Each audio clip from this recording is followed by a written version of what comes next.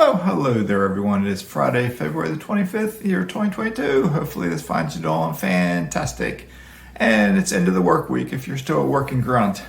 Weekend's about here. Of course, some of you watching this might be working this weekend, like I used to do.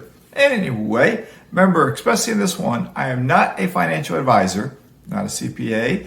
I'm not an attorney. I'm not a doctor. I'm not an engineer. I'm just mazske. I'm not telling anybody what to do, okay? I'm just sharing stories. So this talk's going to be about sometimes, in my humble opinion, you just need to jump in, all right? Just got to jump in, all right? Why do I say that? Because the majority of Americans, as I've said before, 75%, 80% of Americans live paycheck to paycheck. All right, and they all say the same thing. Now, I can't generalize say they all, but from my sample of folks I have talked with over my life of living, they all say the same thing. I don't have enough time. I don't have enough money. Money and time. Money and time. That's the eternal excuses. Well, I'm here to tell you, we all have the same amount of time. Yes, we all have varying degrees of money, but if you were like me, like mazske, and you never made a lot of money in your life, well, by golly, you got to start investing so you can raise yourself up to a higher level. So sometimes you got to jump in. All right. And I want to do a shout out here, Mrs. Costeris, if you're watching this. Thank you for watching this. Dom, thank you for letting me know she watches this. All right. Back to regularly scheduled program. All right. So what do I mean by this? Well, back in 1990, when I first decided to invest in a mutual fund, I had gotten a selective re-enlistment bonus from the United States Navy, and it wasn't a lot. It was like, after taxes, $4,000 maybe. But I took $1,000 or so, started opened up a mutual fund. I may have taken 15. I don't remember exactly what I took, but that was a leap of faith, right? Because I did not know anything about the markets. I did know that if I put the money in, I could end up with less money. And it's like, wait a second, I just signed a contract for more time in the Navy, and I get a bonus, and I might have less money. But you got to go on faith sometimes. And it's not faith, okay? It's an educated movement. It's a strategic chess move, let's say. All right, so anyway, that's when I started. But throughout the years, when I put money in from a paycheck or however I did it, it was just an automatic thing, okay? It was not a thought behind it. 1999, when I bought individual stocks, that was a thought process. That was where, instead of like making a strategic chess move, I tipped the board over, started a new game, sold my mutual funds, bought individual stocks, and then promptly in a year or so, watched them all .com crash, tank down. But I stuck with it, I hung on, and over time, I remember 2003 to 2004 or so, I bought Toys R Us. It used to be a public company, and in a year's time, it doubled for me. And I remember I put like $500 into it. So I had $1,000. And I remember telling the missus, like, I just had my first stock double. It just doubled. Wow, if I could do that more, it would be nice. So anyway, as time rolled on, my stock portfolio grew over time, and it grew over time, and it grew over time. Not a lot. It never turned into millions, nothing like that. But it grew. But in 2016, I started thinking about rental property. So I started looking into it, and by January 2017, I closed on my first house. I remember intentionally saying something to the missus that I intentionally was not going to read any real estate books or look at YouTube. I was just going to do it. Just jump in, just buy it, and see what happens. And I promptly crashed and burned. I got a bad tenant because that cash, cash. It just, I don't know what it did to me, but I took it, and promptly it was a bad mistake, and I had to evict that tenant, okay? So then after I got a new tenant in there, and I learned a little bit how to run credit checks and et cetera, one tenant, I then bought a second house late in 2017, December 2017, I closed on it, okay? And then I kept on going, buying more. And at times I remember thinking, how am I doing this? And it's like, I don't know. Sometimes you just got to go for it. So that's what I did. I remember when I sold my first house that I had bought, my first rental house, I said, well, I can take this money and I'm going to try to buy more property. And I bought them from a turnkey provider. I bought four houses from a turnkey provider that I was still learning about. It was a leap of faith. I took a jump. And those 4 houses are paying off. One of them, I think, cash flows over $400 now a month, okay? Which is pretty good. The worst one is, I think, cash flow $260. So, not too bad. All right, so as time goes on, I ran into roadblocks. I got knocked down different times. I got back up. But then I eventually did 2 cashback refinances, which even with that, I was told 2 days before closing, I got denied on my cashback refinances. Denied. And that was heartbreaking because it's like, wait a second, you're denying me? I argued with them. I fought with them. Why are you denying me? And I won't get into all that.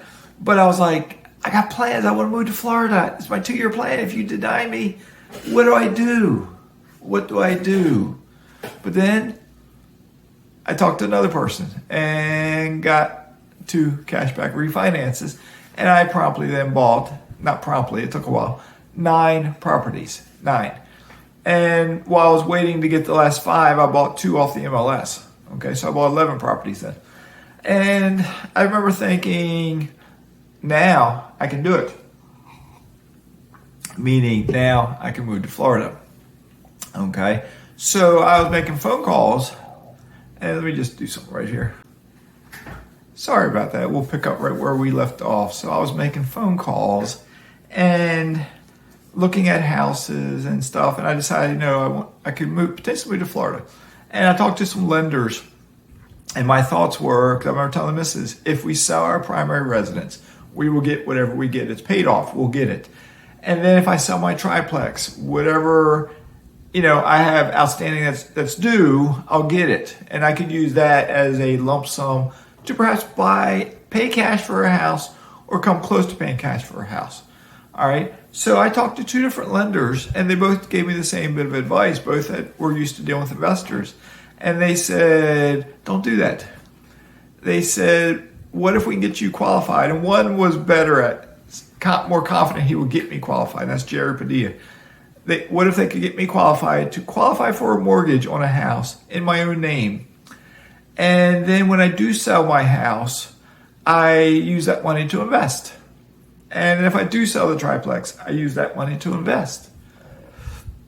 And I was like, okay, I'll give it a try. So I started looking for houses in Florida. And I made an offer or 2 on houses. I got some didn't get accepted. I got one finally got accepted. And I got a home inspection. The home inspection turned up a few question marks on things. So when we contacted the seller was extremely vague and was resistant to even talking to us about this. And we're like, there's something going on. There's something going on. So we pulled out. And then we found another house. And that's the house I'm living in now. But even with this house, when we made an offer and it had like a deadline of 5 p.m. on Friday to get accepted, 5 p.m. came and went. I was talking to my agent. I was like, what's going on? He's like, I don't know. I guess they didn't accept because there are so many offers coming out. They're just, he's like, I'll try to find out an answer, but odds are they didn't accept, so we'll just keep on looking. And I was like, fine. And I was kind of thinking, I was telling the missus, as stressful as this has been, maybe we should hold off a couple more months. Get more work done on our house because we're rehabbing the house. Maybe we should hold off and then get more situated and then move forward. But then the following week, along about Thursday, I think it was, remember the deadline was 5 p.m. Friday. On Thursday, I got a phone call from my agent who said, guess what? They accepted your offer. I was like, what? The deadline passed last Friday, and now they accepted my offer. So then I went ahead and started proceeding with the mortgage process to get it. And we were trying for a VA loan because I'm a veteran from the United States Navy, so we're trying for a VA loan. And it was like 10 days prior to closing when I got a phone call from Jerry, who basically told me I wasn't going to be able to get a VA loan. I couldn't use the VA loan. Something else just popped on my phone, but I'm not touching it. Okay. But I couldn't use VA loan, and I forget the exact reason. It might have been the dollar value of this house was exceeding something. It was something. So he said, I can put you in a conventional loan. And I was like, well, what's that mean? And he goes, well, you have to put 5% down. And I was like, 5% down? Well, wait a second. I'm not buying a $100,000 house. 5% down is $5,000. I'm buying a $555,000 house. That's a chunk of money that I wasn't expecting to pay. And he's like, well, you got enough. He's seen my reserves, my bank statements. He's like, you got enough. So we got to do that. You put 5% down. And then you got closing costs. And closing costs were like $26,000 or something like that. They were expensive. And then it was, at the same time, he was like, oh, you got this loan that it's tight to get you approved. So you got this loan on your triplex on the windows. It was like $6,000. He's like, I need for you to pay that off. I said, okay. I paid it off. And then he's like, and you got a HELOC on your house, the one in Virginia, that has to be paid off. I was like, okay. So we paid the HELOC off and got it closed. And then I was like, I'm running out of money, but I got to do it. I got to get moved to Florida. So I took the leap of faith. I came on down, and the missus was still working. The house in Virginia was under rehab renovation, and it just kept every week $1,000, $5,000, $3,000, $2,000, $1,500, $1,700. And it's like, and I started working, and I was door dashing to get a paycheck in. But then when I think back on it, it's like, if we had held off, this house that I bought for $555, if we had held off, right now this house would sell for over $800,000. So if we had held off, we couldn't have gotten it. It'd be that much more expensive. We wouldn't have had we'd have a different kind of house, one that's cheaper. All right. So the point of all this is, though, you've heard me say it several times, sometimes you got to take the leap of faith. All right. You got to be educated. You got to kind of know what you're doing, but you still got to go out on a whim sometimes. So I'm even doing that now with my investing. I sold my triplex. I was thinking about the order I did things. And the majority of the proceeds I put into my oil drilling investment. It's a leap of faith. I was getting returns already. There were decent returns. Not great, but they were decent. And I was watching the weekly webinars and stuff and talking with them about what they were doing and wells they were drilling and this and that. And I was like, I'm going to go for it. Sold our house and got the money for it. And then again, some of it's gone in the bank, but a lot of it's gone towards mineral rights acreage. It's just a leap of faith. And some of them, they take up to 6 months to pay out. So that 6 months is winding down. So maybe another month or two, some of that revenue is going to start coming in. All right. So it's a leap of faith. At the same time, I have access to more money now, and I'm buying 2 houses in a new market. And from a person I've never met in person yet. We've talked on the phone, we've messaged, we texted today, we've messaged on WhatsApp today, et cetera, et cetera, et cetera. He's been on my YouTube channel, that's Dom. And he's helped me out. I'm getting 2 houses, and I just closed on one last week, and I closed on the other one next week. And I'm supposed to have contractors getting started, I think, this weekend on the first house. And then the first house, it's been pushed back. I had hoped to close on it like 3 or 4 weeks ago, where by now the rehab would be about done, but it is what it is. All right, so now I'm going to have a house kind of sitting empty, waiting on the workers to get in there. But it is what it is. So, but anyway, it's a leap of faith. Sometimes you just got to do it. I'm using a new lender on this one. It's a leap of faith. All right, you just got to jump. You got to move forward. All right, you can't stay sitting still. You just got to move forward. All right. So where has that led to?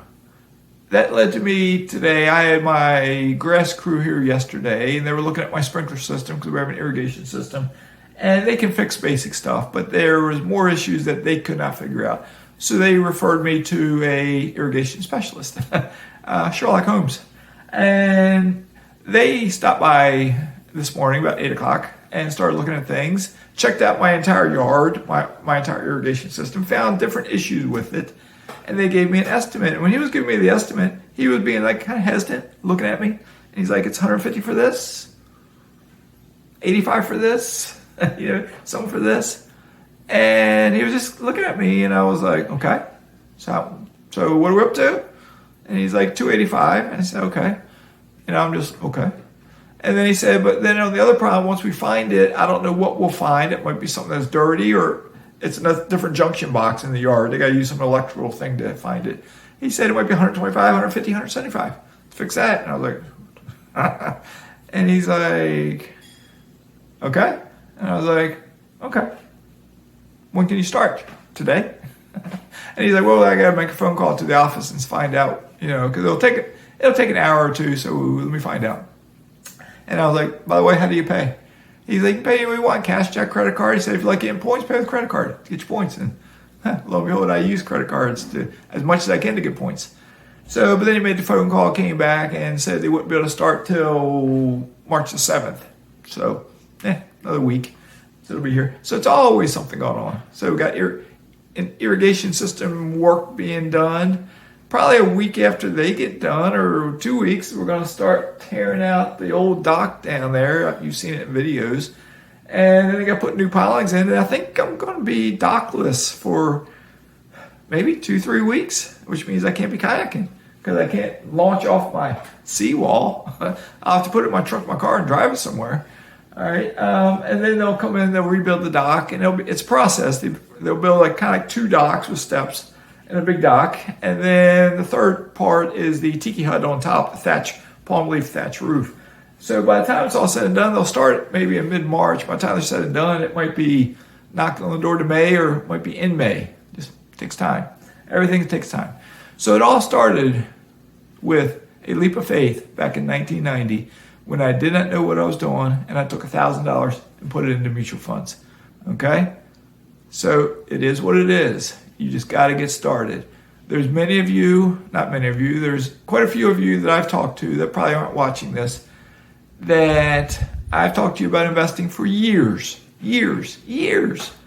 And as of yet, you have not taken that first step. You have not taken that leap of faith. So where are we at? You're still working, and I'm approaching on being a multimillionaire. Take that first step. Get started. Okay? Have a great day. Mazske is signing out.